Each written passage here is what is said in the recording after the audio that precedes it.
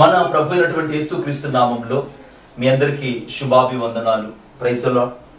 మీరంతా బాగున్నారా? మీ కొరకు, మీ క్షేమం కొరకు నేను మానక ప్రార్థన చేస్తున్నాను. ఈ ఉదయకాల సమయంన 2వ సమూయేలు గ్రంథము 21వ అధ్యాయము 1వ వచనం, దావీదు కాలమున 3 సంవత్సరములు విడువకుండా కరువు కలుగగా అని రాయబడింది.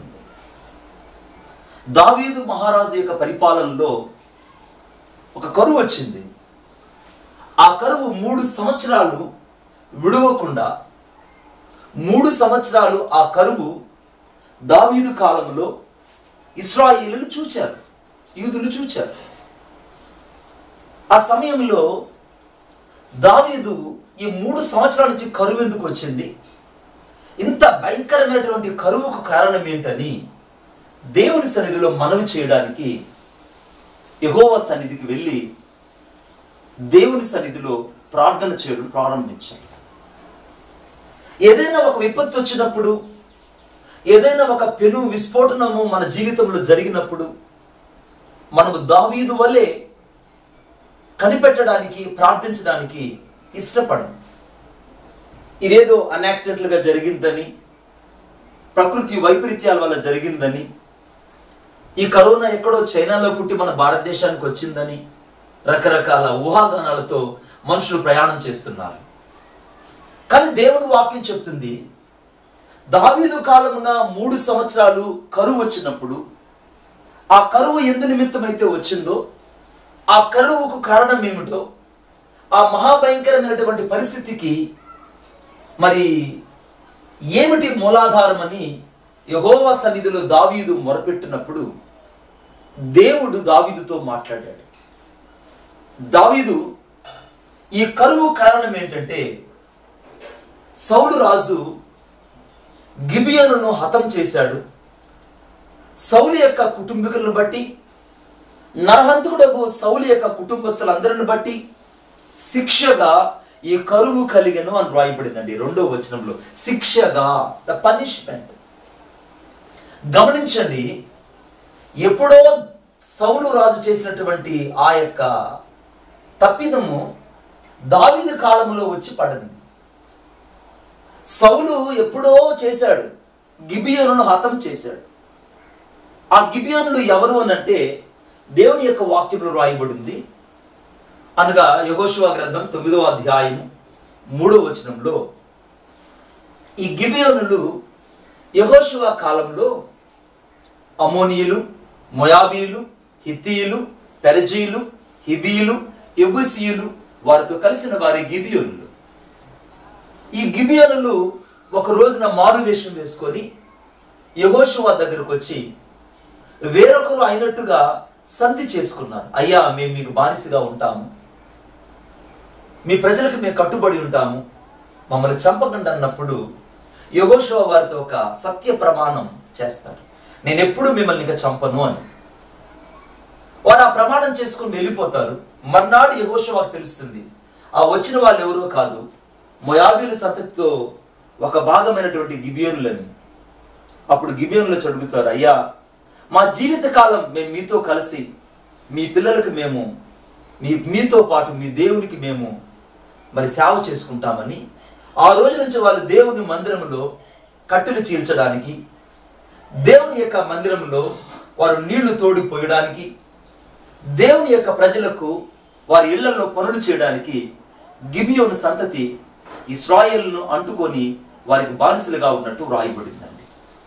ఎప్పుడో యెహోషువ కాలంలో 9వ అధ్యాయంలో ఒక ప్రమాణం చేశాడు, నేను మిమ్మల్ని చంపను అని. ఆ ప్రమాణాన్ని సౌలు రాజు మీరి ఇశ్రాయేలీయుల్ని సంతోషపెట్టడానికి, యూదులను సంతోషపెట్టడానికి వారిని చంపివేశాడని రాయబడుతుంది. అందుకు ప్రతిగా, అందుకు శిక్షగా ఈ కరువు వచ్చిందట.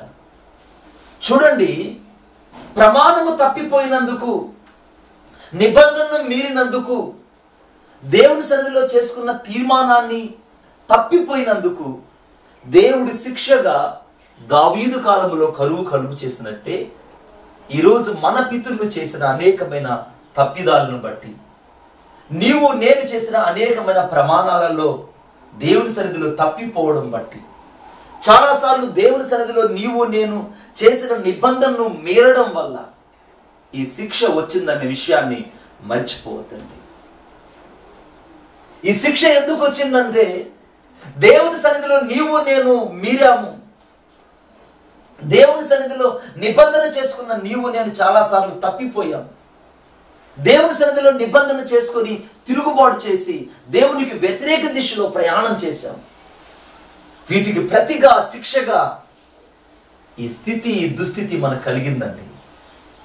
ఈ ఉదయకాల సమయంలో పరిశుద్ధాత్మ దేవుడు నీతో నాతో మాట్లాడుతున్నాడు. మన జీవితంలో ఎందుకు ఈ మహాభయంకరమైన పరిస్థితి మన ఈ జనరేషన్లో వచ్చిందనంటే, నీవు నేను దేవునికి వ్యతిరేక దిశలో ప్రయాణం చేశాం. నీవు నేను దేవుని నిబంధన మీరాం. నీవు నేను దేవుని చిత్తానికి వ్యతిరేకంగా ప్రయాణం చేశాం. అందుకే శిక్షగా ఇది మన మీదకి వచ్చింది. అప్పుడు దావీదు గిబియోనును పిలువనంపిస్తాడు. దావీదు గిబియోనును పిలువనంపించి, అయ్యా, ప్రాయచిత్తార్థంగా 3వ వచనం చదువుతున్నాను. రాజుకు దావీదు గిబియోనులను పిలువనంపించి, నేను మీకు ఏమి చేయకూడదును, యెహోవా స్వాస్థ్యముని మీరు దీవించినట్లు ఈ దోష నివృత్తికై దేని చేత నేను ప్రాయశ్చిత్తము చేయుదునని వారిని అడుగుగా అని వ్రాయబడుతుంది. గమనించండి, బానిసలనబడిన వారిని దావీదు రాజు పిలువనంపించి, అయ్యా, మేమేమి చేయాలి? ఇప్పుడు నేను ఏమి చేస్తే ఈ యొక్క దోష ప్రాయశ్చిత్తార్థం జరుగుతుంది? నేను ఏమి చేస్తే ఈ యొక్క శిక్ష మన నుండి తప్పిపోతుంది? చూడండి, దావీదు తాను దేవుని సన్నిధిలో సరిచేసుకొని తప్పు ఒప్పుకోవడానికి ఇష్టపడుతున్నాడు. చాలాసార్లు నీవు నేను తప్పు ఒప్పుకోవడానికి ఇష్టపడను. దేవుని కోపం ఎక్కడ ఇశ్రాయేలు మీద రగులుకునిందంటే, వారు చేసిన తప్పును ఒప్పుకోకపోవడమే దేవుని కోపానికి మూల కారణం. గమనించండి, దావీదు గిబియోనుతో అంటున్నాడు, నేను ఏమి చేయాలి మీకు? మీరు యెహోవా స్వాస్థ్యమును దీవించినట్లు. అంటే యెహోవా స్వాస్థ్యాన్ని దీవించవలసింది ఎవరంటే గిబియోనులట. ప్రాయశ్చిత్తార్థం జరిగినప్పుడే, పశ్చాత్తాపం జరిగినప్పుడే, ఒప్పుకోలు జరిగినప్పుడే, మారు మనసు జరిగినప్పుడే నీ జీవితంలో రూపాంతరం అన్నది ఏర్పడుతుంది. నువ్వు మారు మనసు పొందకుండా రూపాంతరం పొందలేవు. ప్రాయశ్చిత్తం పొందకుండా, పాపములకు ప్రతిగా ఆయన రక్తంతో కడగబడకుండా, రక్షకుడని యేసుక్రీస్తుని నీ సొంత రక్షకుడుగా అంగీకరించకుండా నీవు భూలోకంలో జీవించి కూడా వృధా అన్న విషయాన్ని మర్చిపోవద్దు. ఈ ఉదయకాల సమయంలో దేవుని యొక్క వాక్యం చెప్తుంది అక్కడ, యెహోవా స్వాస్థ్యాన్ని దీవించినట్లు నేనేమి చేయాలన్నప్పుడు వారు అన్నారు, ఇదిగో సౌలు ఇంట్లో ఉన్న వారిని 7 మందిని మా చేతికి అప్పగించు అని అనగానే, దావీదు మీతో నేను చెప్పినట్టే చేస్తాను, మీరు నాతో చెప్పినట్టే నేను చేస్తానని తన ఇంటికి వెళ్ళాడు. ఆలోచించండి, ఇదంతా దేవుని సన్నిధిలో జరిగింది. దేవుని సన్నిధిలో దిద్దుబాటు ఉన్నది, దేవుని సన్నిధిలో ఒప్పుకోవడం ఉన్నది, దేవుని సన్నిధిలో సరిదిద్దుకోవడం ఉన్నది, దేవుని సన్నిధిలో పశ్చాత్తాపం ఉన్నది, దేవుని సన్నిధిలో ప్రాయశ్చిత్తం ఉన్నది. నీ జీవితంలో నిజంగా పాప క్షమాపణ పొంది ఉన్నావా?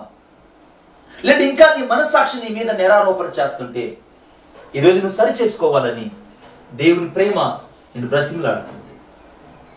ఇంటికి వెళ్ళిన తర్వాత దావీదు యొక్క ఆలోచనలో ఎవరున్నారంటే మెఫీబోషెతు. సౌలు కుటుంబంలో కుంటివాడినటువంటి మెఫీబోషెతు ఉన్నాడు. దావీదు కీర్తన 15:5 వచనం రాయబడింది, నీతిమంతుడు ప్రమాణం చేయగా నష్టము వాటిల్లో మాట తప్పడంటే. వారితో ఏమో ప్రమాణం చేశాడు, నేను మీకు 7 మందిని అప్పగిస్తానని. సౌలు కుటుంబంలో 7 మంది నేను మీకు అప్పగిస్తానని చెప్పాడు. ఆ 7 మందిలో మెఫీబోషెతు కూడా ఉన్నాడు. కానీ అంతకుముందే దావీదు ఒక ప్రమాణం చేశాడు. నా ప్రియమైన వారలారా, చాలాసార్లు నీవు నేను ప్రమాణం చేసి ప్రమాణాన్ని మీరుతుంటాం. పెళ్లిలో ఒక ప్రమాణం చేస్తుంటాం, కలిమికైనను లేమికైనను, వ్యాధి యందు, బాధ యందు, కష్టమందు, కన్నీరు యందు నేను నా యొక్క భార్యతో కలిసి కాపురం చేయదునని, నేను నా భర్తతో కలిసి కాపురం చేయదను. అనేక సార్లు నిబంధన మీరావు. నీ పెళ్లి భార్య విషయంలో నిబంధన మీరావు. నీ పెళ్లి భార్య విషయంలో నువ్వు చేసిన ప్రమాణాన్ని మీరావు. నీ జీవితంలో దేవుని సన్నిధిలో కూడా నువ్వు ప్రమాణాన్ని మీరావు. దేవుని నిబంధనలో కూడా ప్రమాణాన్ని మీరావు. దేవునితో చేసుకున్న తీర్మానంలో కూడా చాలాసార్లు తప్పిపోయావు. ఈ శిక్షకు కారణం ఏంటంటే మనము మన యొక్క నిబంధనను మీరడమే, మన నిబంధనను మీరడమే. ఈ విషయతను తప్ప మిగిలిన 7 మందిని వారి చేతికి అప్పగించాడండి.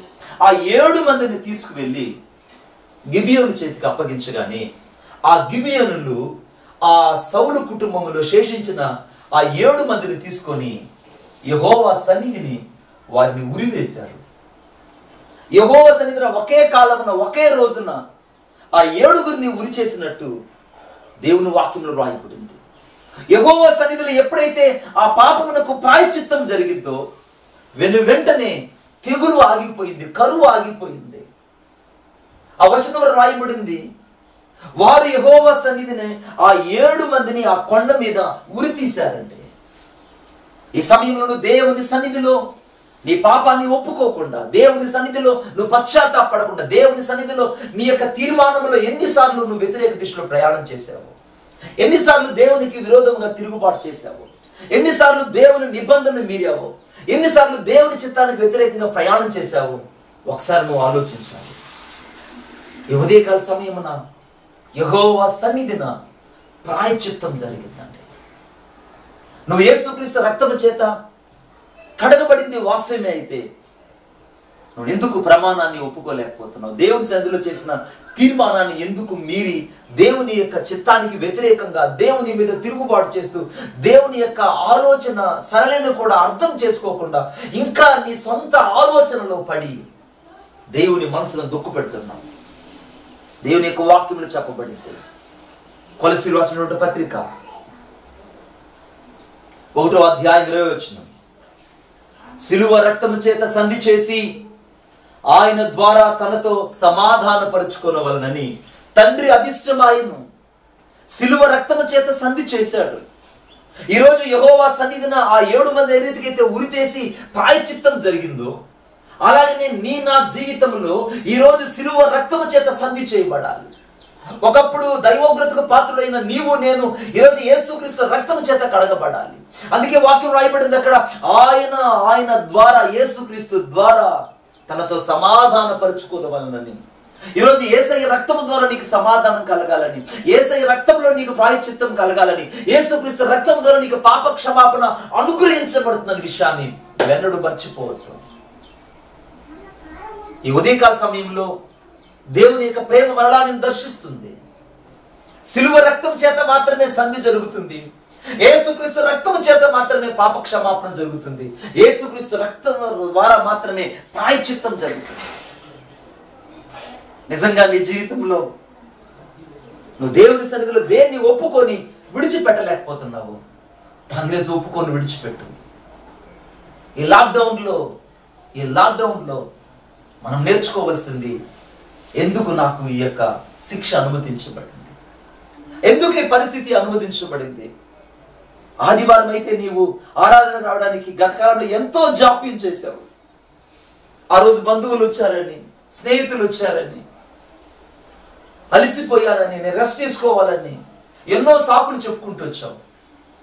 కానీ దేవుడు నీకు ఒక అవకాశం ఇచ్చాడు.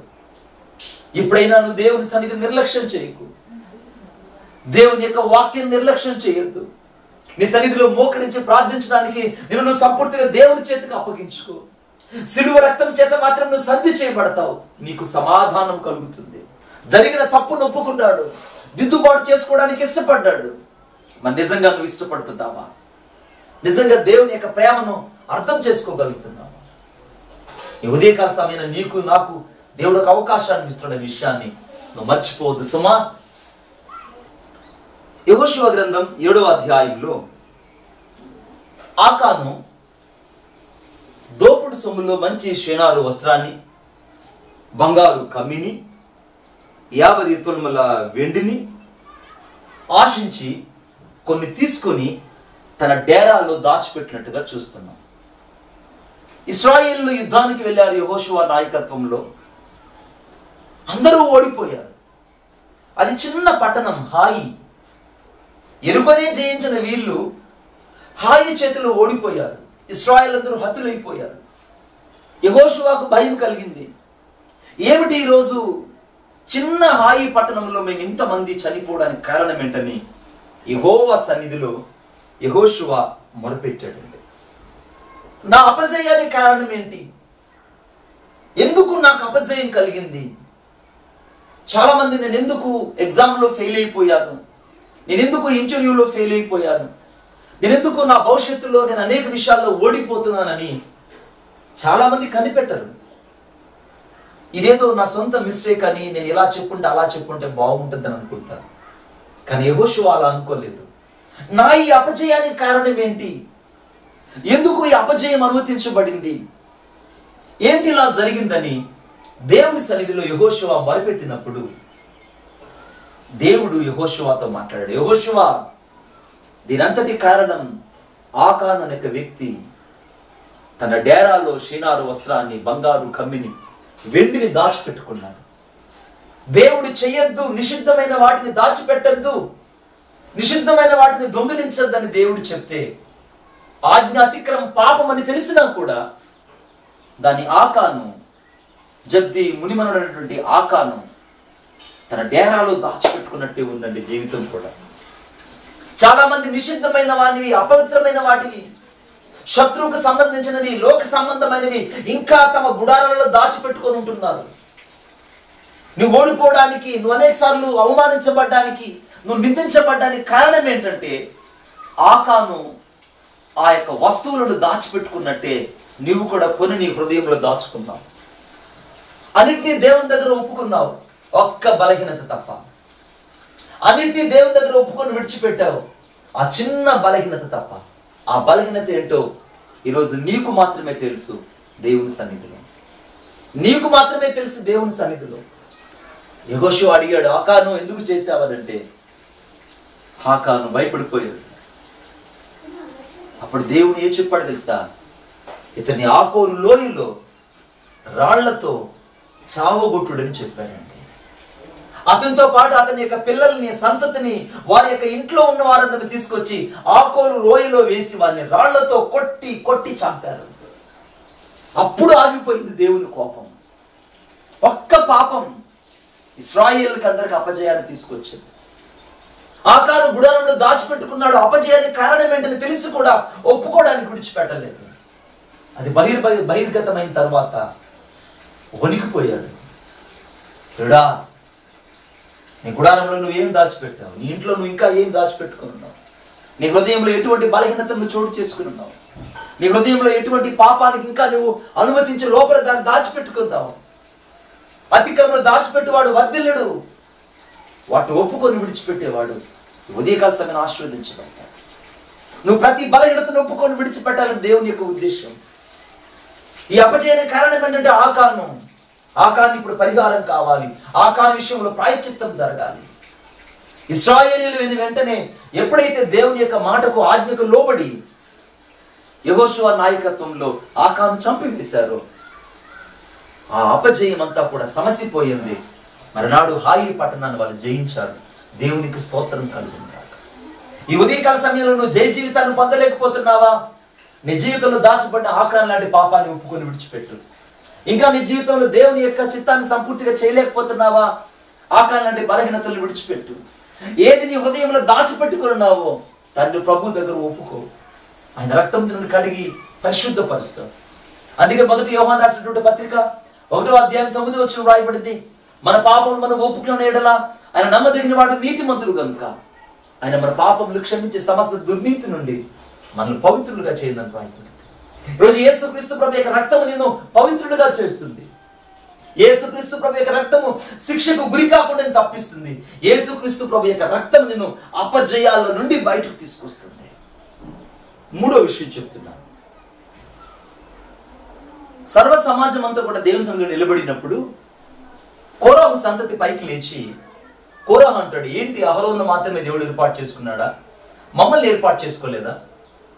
మేము యాజకులం కదా, మేము కూడా యాజక ధర్మం చేస్తామని వారు ఇష్టానుసారంగా ప్రవర్తించినప్పుడు దేవుని యొక్క కోపము కోరహు సంతతి మీద రగులుకునింది. దేవుని యొక్క కోపం ఎప్పుడైతే కోరహు సంతతి మీద రగులుకునిందో సర్వ సమాజం మీదకు దేవుని ఉగ్రత దిగి వచ్చిందండి. కానీ ఒక్కని తిరుగుబాటు సర్వ సమాజాన్ని పాడు చేసింది. ఒక్కని తిరుగుబాటు. కోరహు మాత్రమే అక్కడ దేవుని సన్నిధిలో తిరుగుబాటు చేశాడు. కోరహు యొక్క తిరుగుబాటును బట్టి సర్వ సమాజం మీదకు దేవుని ఉగ్రత వచ్చినట్టు చూస్తున్నా. నీ ఇంట్లో నువ్వు ఒక్కడవే తప్పు చేశావు, కానీ నీ తప్పును బట్టి నీ ఇంటి వారందరికీ శిక్ష కలుగుతున్న విషయాన్ని మర్చిపోతున్నావు. తప్పు చేసింది ఒక కోరహు మాత్రమే, తప్పు చేసింది ఒక ఆకాను మాత్రమే, తప్పు చేసింది ఒక సౌలు మాత్రమే. కానీ సౌలుకు ప్రతిగా తన ఇంట్లో వారు, ఆకానుకు ప్రతిగా ఆకానుతో పాటు తన ఇంటి వారు. ఇప్పుడు కోరహుకు ప్రతిగా కోరహు సంతతి అంతా కూడా. జాగ్రత్త. దేవుని వాక్యం సత్యము, దేవుని వాక్యం చాలా శక్తివంతమైనది. కోరహు ఎప్పుడైతే ఆ సువర్ణ ధూపార్తిని చేత పట్టుకొని మేము కూడా యాజకులు మనం ప్రకటించుకున్నాడో, దేవుని కోపం రగులుకొని సర్వ సమాజం మీదకు దేవుని ఉగ్రత దిగి వచ్చినప్పుడు, సంఖ్యాకాండం 16వ అధ్యాయము 26వ వచనం, అప్పుడు మోషే లేచి దాతాను అబీరాముల యొద్దకు వెళ్ళగా ఇశ్రాయేలు పెద్దలు అతని వెంట వెళ్ళిరి. అతడు, ఈ దుష్టుల గుడారం యొద్ద నుండి తొలగిపోవుడి, మీరు వారి పాపములన్నిటిలో పాలివారై నశింపకుండునట్లు వారికి కలిగినదేదియు ముట్టకుడు అని సమాజంతో చెప్పాడండి. వారి పాపములో మీరు పాలి భాగములు కాకుండానట్లు, వారి పాపములో మీరు పాలివారే కాకుండానట్లు, నశింపకుండానట్లు మీరు దూరంగా పొండి, దుష్టుల గుడారం నుంచి దూరంగా పొండి. కోరహు యొక్క సంతతి చేసిన దాన్ని బట్టి వారి గుడారాల నుంచి అందరినీ దూరంగా వెళ్ళిపోమన్నాడు. ఈరోజు నీ జీవితంలో చాలా మంది నిన్ను అసహించుకొని, నిన్ను ద్వేషించి, నిన్ను తృణాత్మకంగా మాట్లాడుతున్నారంటే నువ్వు కోరహు వలె దేవుని సన్నిధిలో తిరుగుబాటు చేశావన్న విషయాన్ని మర్చిపోవద్దు. అది నోటు ద్వారా కలిగినదో, ఆలోచన ప్రవర్తన ద్వారా కలిగిందో, లేకుంటే నీ స్వయ అపరాధం వల్ల కలిగిందో, ఈరోజు దాన్ని ఒప్పుకొని విడిచిపెట్టాలి. ఈ దుష్టుల గుడారం నుంచి దూరంగా వెళ్ళిపోవాలి. ఈ లోకస్థల నుంచి నువ్వు వేరైపోవాలి, శరీరాశల నుంచి వేరైపోవాలి, స్వచిత్తముల నుంచి వేరైపోవాలి. ఈ దుర్మార్గులైన ఈ మనుషుల యొద్ద నుంచి నువ్వు దూరంగా వెళ్ళిపోవాలి. వారితో నువ్వు కలుసుకోవద్దు. చీకటికి వెలుక్కు పొత్తు కుదరదు, నీతికి దుర్నీతికి సాంగత్యం కుదరదు. ఈ ఉదయకాల సమయంలో ఆ దుష్టుల గుడారముల నుంచి ఇశ్రాయేలు ఎప్పుడైతే పరిగెత్తుకొని దూరంగా వెళ్ళిపోయారో, వారి పాపములో పాలివారు కాకుండానట్లు, వారి పాపములు ఎవరు పాపములకు ఉజ్జోడుగా వండుకున్నట్లుగా వారందరూ చెదిరిపోయారు. వెనవంటే దేవుని యొక్క కోపము ఆ సర్వ సమాజంలో నుంచి బయటకు వచ్చి ఆ కోరహు నివసిస్తున్నటువంటి ప్రదేశంలో భూమి నెరలుగా అలాగా విడవబడిందండి. భూమి ఎప్పుడైతే నెరలుగా విభాగింపబడిందో, కోరహు, దాతాను, అబీరాము వీళ్ళందరూ కూడా ఆ యొక్క చీల్చబడిన ఆ తెరవబడిన భూమిలో, భూకంపంలో పడి చచ్చిపోయారు. వాక్యంలో రాయబడింది అక్కడ, యెహోవా నన్ను అయితే యెహోవా గొప్ప వింత పుట్టించడం వలన వారు ప్రాణములతో పాతాళంలో కూలినట్లు భూమి తన నోరు తెరిచి వారిని, వారి కలిగిన సమస్తమును మింగివేసిన ఎడల వారు యెహోవాను అలక్ష్యము చేసిరని మీకు తెలియదన్న. వారు యెహోవాను అలక్ష్యం చేశారు. దేవుని మాటను నిర్లక్ష్యం చేసినందుకు, దేవుని యొక్క చిత్తానికి నిర్లక్ష్యం చేసినందుకు భూమి నెరలు విడిచి ప్రాణముతోనే వారిని మింగివేసిందండి. పాతాళంలో వారు బ్రతుకుండగానే వెళ్ళిపోయారు. ఉదయకాల సమయంలో కోరహు చేసిన తిరుగుబాటును బట్టి, కోరహు చేసిన ఆ తిరుగుబాటు స్వభావాన్ని బట్టి తనతో పాటు తన కుటుంబస్తులు, తన వారందరూ కూడా పాతాళములో ప్రాణములతోనే దిగబడిపోయారు. ఈరోజు ఇంకా నన్ను దేవుడు ఎందుకు శిక్షించకుండా ఇంకా సజీవులుగా ఉంచాడంటే మన జీవితంలో సరి చేసుకోవాలని, ఇంకా మన జీవితాన్ని దిద్దుకోవాలని, ఇంకా దేవుని చిత్తానికి వ్యతిరేకంగా నువ్వు పరిగెట్టకూడదని దేవుడు నేను బ్రతిమలాడుతున్నాడు. యేసుక్రీస్తు ప్రభువా, నేను పాపిని, ఈరోజు నేను ఈ రక్తంతో కడగబడుతున్నానని ఉన్న పాటను నీ జీవితాన్ని దేవునికి ఇవ్వు. ఉన్న పాటను నీ జీవితాన్ని దేవునికి ఇవ్వు. అందుకే వాక్యంలో రాయబడింది అక్కడ, దావీదు కీర్తన 34:14 రాయబడింది, సమాధానం వెతికి దాన్ని వెంటాడుము. సమాధానం వెతుకు. ఈరోజు సమాధానం వెతుకు. ఆ సమాధానం యేసుక్రీస్తులోనే ఉన్నది, శాంతి యేసుక్రీస్తులోనే ఉన్నది, మరెక్కడో కూడా లేనే లేదు. సమాధానం వెతుకు నువ్వు వెంటాడితే, ఈ రోజున యెషయా గ్రంథం 32వ అధ్యాయం 17వ వచనంలో నీతి యెహోవా సమాధానాన్ని కలుగు చేస్తుంది. ఈరోజు దేవుని నీతి నీకు సమాధానం కలుగు చేస్తుంది. నీ నీతి క్రియలు దేవుని దృష్టికి మురికి గుడ్డల వంటివి. నీ దాన ధర్మాలు, నీ పూజలు, నీ పురస్కారాలు, నీ సొంత ప్రయత్నాలన్నీ కూడా దేవుని దృష్టికి వ్యర్థమని వ్రాయబడింది. ఆయన నిజమైన దేవుడు, రక్షకుడు. ఆయన రక్తంలోనే పాప క్షమాపణ కలుగుతుంది. మరి దేని ద్వారా కూడా పాప క్షమాపణ కలగదని దేవుని వాక్యం చెప్తుంది. ఒక్కరు చేసిన పాపం వారి ఇంటి మీదకు, ఆకాను చేసిన పాపం తన కుటుంబం మీదకు, సౌలు చేసిన పాపం తన కుటుంబస్తుల మీదకు, ఈరోజు నీవు చేసిన పాపం నీ బిడ్డలకు కలగకుండా, నీవు చేసిన పాపము నీ పిల్లలకు కలగకుండా, నువ్వు చేసిన బలహీనతలు నీ పిల్లల మీదకు రాకుండా, ఆ శాపము నీ తరతరాల మీద విస్తరింపకుండా, ఈరోజు సమాధానం వెతికి దాన్ని వెంటాడు, సమాధానం వెతికి దాన్ని వెంటాడు. యేసుక్రీస్తు రక్తము చేత కడగబడు. ఇంకా కఠిన పరచబడకుండా, ఇంకా లోబడనల్లని ప్రజల వైపు దినమల్లా తన చేతులు చాచి ఆయన పిలుస్తున్నాడు. ఇప్పుడైనా మీరు రండి, ఇప్పుడైనా మారు మనసు పొందండి, ఇప్పుడైనా పాప క్షమాపణ పొందండి, ఇప్పుడైనా నీ జీవితాన్ని పరిపూర్ణంగా దేవునికి ఇవ్వు. ఇప్పుడే దేవుని సన్నిధిలో ప్రాయశ్చిత్తం జరగాలి. ప్రాయశ్చిత్తము జరగకుండా నీ జీవితంలో తప్పించుకోలేవు.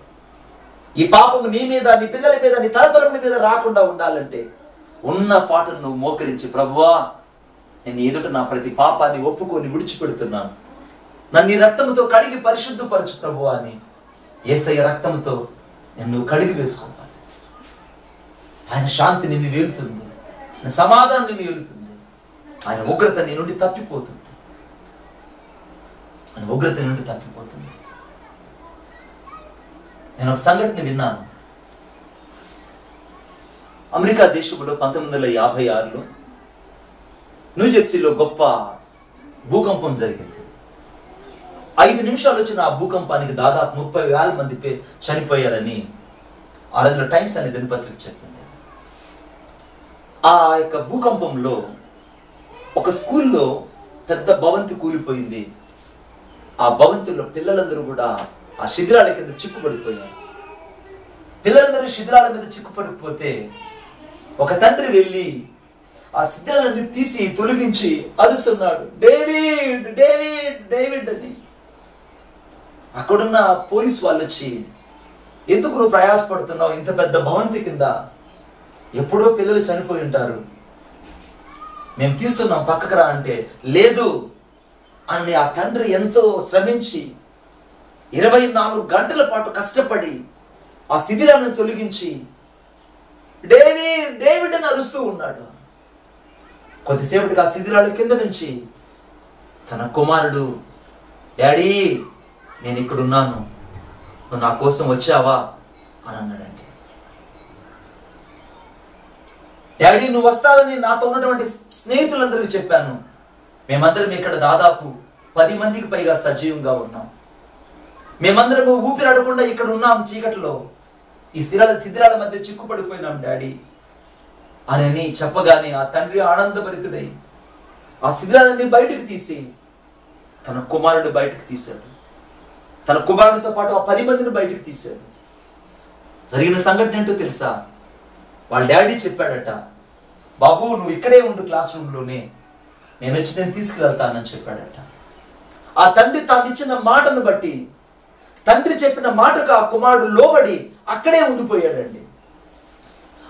భూకంపం జరుగుతున్నప్పుడు పిల్లలందరూ అటు ఇటు పరిగెడుతుంటే ఆ పిల్లవాడు మాత్రం పరిగెత్తలేదు. కారణం, మా నాన్న చెప్పాడు నన్ను వచ్చి తీసుకెళ్తాడని, మా నాన్న చెప్పాడు నన్ను వచ్చి తీసుకెళ్తానని, కాబట్టి మా నాన్న చెప్పిన చోటే నేను ఉంటానని ఆ క్లాస్ రూమ్లో అలా ఉండిపోయాడు. భూకంపం వచ్చి కూలిపోయింది. తనతో పాటు 10 మంది పిల్లలు ఆ శిథిరాల్లో చిక్కుపడిపోయినప్పుడు ఆ తల్లి వాళ్ళందరినీ బయటికి తీసినప్పుడు ఆ పిల్లవాడు చెప్పాడు, నానా నువ్వు చెప్పినట్టుగానే నా కోసం వచ్చావు, నువ్వు వస్తావన్న నమ్మకంతోనే నేను వీళ్ళందరూ ఇక్కడే ఉండమని చెప్పాను అని ఆ 10 మందితో పాటు ఇతను సజీవంగా బయటకు వచ్చాడండి. తండ్రి మాటకు లోబడిన కుమారుడు ద్వారా 10 మంది, తండ్రి మాటకు లోబడిన కుమారుడు ద్వారా 10 మంది ఏ రీతిగా అయితే రక్షించబడ్డారు. ఈరోజు తండ్రి మాటకు, తండ్రి చిత్తానికి లోబడిన యేసుక్రీస్తు ప్రభు ద్వారా నీకు నాకు రక్షణ అనుగ్రహించడానికి ఆయన ఇక్కడికి వచ్చాడు. ఈరోజు నీ హృదయాన్ని పరిపూర్ణంగా యేసయ్యకి ఇచ్చి, ప్రభువా నీ రక్తము తనను కడిగి పరిశుద్ధపరచు, నేను నీ కొరకు ఇంకా బ్రతుకుతాను, నాకు ఈ నిలువెచ్చని జీవితం వద్దని యేసుకు నీ హృదయాన్ని ఇవ్వాలని ప్రభు నిన్ను అడుగుతున్నాడు. అన్న నిజ స్థితిని ఒప్పుకొని ప్రాయశ్చిత్తం చేయాలి. ప్రాయశ్చిత్తం జరిగినప్పుడే నీకు విడుదల విమోచన కలుగుతుంది. దేవుడు ఆ రీతిగా నిన్ను ఆశీర్వదించి దీవించును గాక. ఆమేన్, ఆమేన్. ప్రార్థన చేసుకుందాం.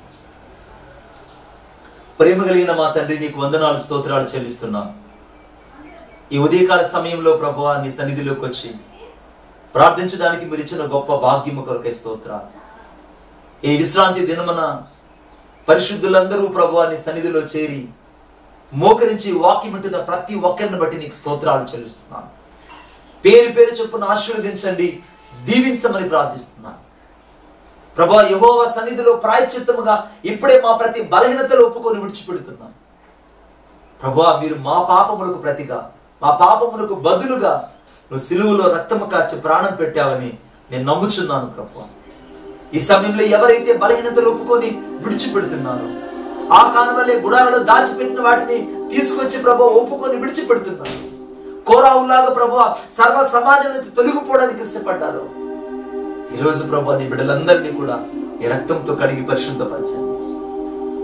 నాయనా మీరు చెప్పారు త్వరగా రాబోతున్నారు. ఈ ఉగ్రత, ఈ పరిస్థితులన్నీ మా మీదకు ప్రభువా అటు ఇటు మమ్మల్ని కదిలిస్తూ ఉంటాను. మేము భయపడలేదు ప్రభువా, కారణం నువ్వు మాతో చెప్పావు, ఇదిగో యుగ సమాప్తి వరకు సదాకాలం నేను మీతో కూడా ఉన్నానని. నువ్వు మాతో కూడా ఉన్నందులకై స్తోత్రాలు. నీ పిల్లలతో కూడా, నీ ప్రజలతో కూడా ఉన్నందులకై స్తోత్రాలు చెల్లిస్తున్నాను. ఈ సమయంలో సార్వత్రిక సంఘం కొరకు ప్రార్థన చేస్తున్నాను. ఆశీర్వదించండి, దీవించమని ప్రార్థిస్తున్నాను. ప్రతి ఒక్కరిని సమయంలో దీవించండి. పెద్దలను, పిల్లలను, వృద్ధులను ప్రభువా ఆయా ప్రదేశాలలో ఉన్న వారందరినీ కూడా ఆశీర్వదించమని ప్రార్థిస్తున్నాను. సంఘాన్ని దీవించండి, పరిచారకులను దీవించండి, నాయకులను దీవించండి, సేవకులను దీవించమని ప్రార్థిస్తున్నాను. నీకే మహిమ, ఘనత, ప్రభావములు ఆరోపించుకుంటూ నజరేయుడైన యేసయ్య శక్తి కలిగిన నామములో ప్రార్థన చేసి వేడుకొనుచున్నాము తండ్రి. ఆమేన్. మన ప్రభు అయినటువంటి యేసుక్రీస్తు వారి యొక్క కృప, తండ్రి అయిన దేవుని యొక్క ప్రేమ, పరిశుద్ధాత్మ దేవుని సహవాసమైన సన్నిధి సదాకాలం మనందరికి తోడే ఉండి నడిపించి ఆశీర్వదించును గాక. Amen. Praise the Lord. Praise the Lord. దేవుడు మిమ్మల్ని అత్యధికంగా ఆశీర్వదించి దీవించును గాక.